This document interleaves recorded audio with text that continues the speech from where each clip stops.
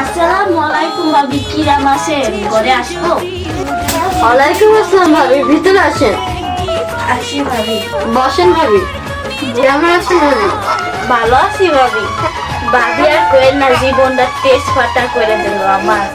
আর শ্বশুর শাশুড়ি কেউই ভালো না, বড়টাও ভালো না ভাবি।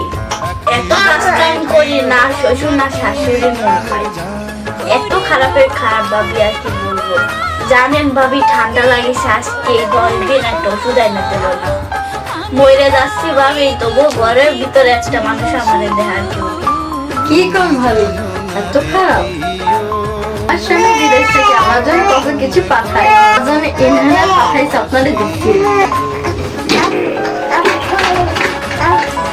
এই যে ভাবি,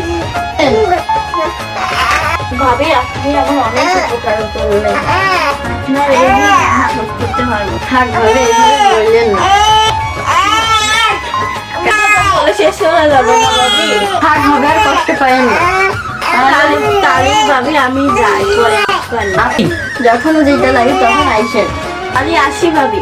আচ্ছা।